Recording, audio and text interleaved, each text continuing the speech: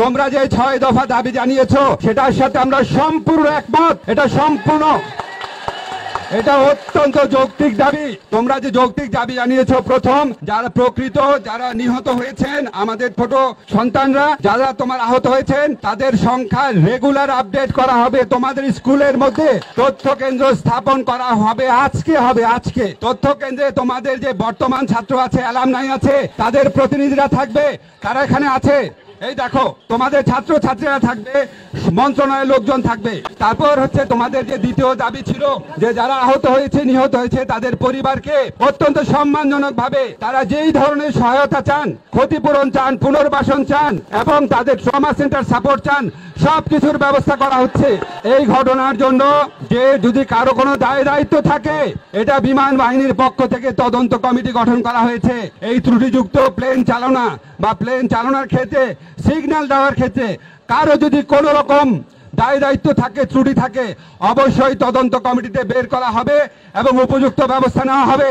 আমরা সরকারের পক্ষ থেকে বিমান বাহিনীকে জানিয়ে দেব যে এইরকম জনবহুল এলাকায় স্কুলের উপর দিয়ে যাতে কোনোভাবেই বিমান বাহিনীর প্রশিক্ষণ বিমান যাতে এখানে তাদের প্রশিক্ষণ না নেয়, যাতে তারা এই এলাকা থেকে সরে যায়, সেটা আমরা অবশ্যই বিমান বাহিনীকে জানিয়ে দিব। এটা কমার্শিয়াল প্লেন, আমরা বিমান বাহিনীকে জানিয়ে দিব। থার্ড হচ্ছে, তোমাদের গতকাল ক্রাউড ম্যানেজমেন্টের সময় সেনাবাহিনীর কতিপয় সদস্য তোমাদেরকে মারধর করেছে, এই ধরনের অভিযোগ আছে।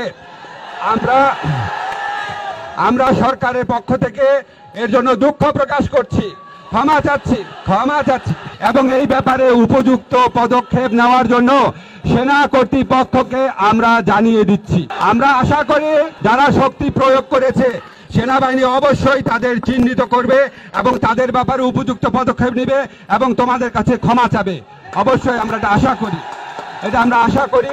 এরপরও তোমাদের যদি আরো কোনো কিছু, আরেকটা কথা, আমাদের শিক্ষামন্ত্রী এখানে উপস্থিত আছেন, তিনি জানিয়েছেন তোমাদের যে 24 তারিখের পরীক্ষা স্থগিত করা হয়েছে। এরপর আমাদের এখানে একটা পার্মানেন্ট অভিযোগ কেন্দ্র থাকবে, তথ্য কেন্দ্র থাকবে। তোমাদের যা যা দাবি থাকবে তোমরা জানাবা। তোমাদেরকে এখন শিক্ষামন্ত্রী তোমাদের উদ্দেশ্যে বলবেন। আমি খালি একটা কথাই বলতে চাই,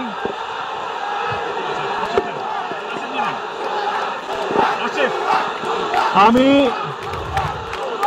তোমাদের দাবির প্রেক্ষিতে 24 তারিখে পরীক্ষা পিছানো হয়েছে এবং যে সমস্ত পরিবারের সন্তান মারা গেছে তাদের জন্য কবরস্থানে আলাদাভাবে জায়গা দেওয়ার জন্য সরকার সিদ্ধান্ত নিয়েছেন।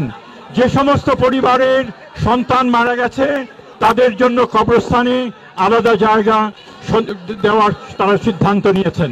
ধন্যবাদ। বাবা, আরেকটা কথা শোনো, তোমরা যা ইচ্ছা স্লোগান দাও, তোমাদের মনে অনেক কষ্ট, অনেক রাগ। আমাদের যদি তোমাদের মতো থাকতাম, আমাদের যদি ছোট ভাই বোনরা মারা যেত এভাবে, আমরাও ক্ষুব্ধ থাকতাম। তোমরা যা ইচ্ছা স্লোগান দাও, যা ইচ্ছা বলো, বাট একটা কথা শোনো, তোমরা তোমাদের আর যা যা যৌক্তিক দাবি আছে, তোমরা যা যা তথ্য জানাতে চাও সেটা তোমাদের প্রতিনিধির মাধ্যমে জানাবা। আর তোমাদের স্কুলে যারা আছে, তোমাদের স্কুলের বর্তমান ছাত্রদের প্রতিনিধি, অ্যালামনাইদের প্রতিনিধি নিয়ে আমরা পরবর্তী পদক্ষেপ গ্রহণ করব। আমরা সবাই মিলে যারা এই মর্মান্তিক দুর্ঘটনায় প্রাণ হারিয়েছে, আহত হয়েছে, সবার জন্য আমরা দোয়া করব। ইনশাআল্লাহ আমরা চেষ্টা করব যতভাবে পারা যায় তাদের পরিবারের পাশে থাকার।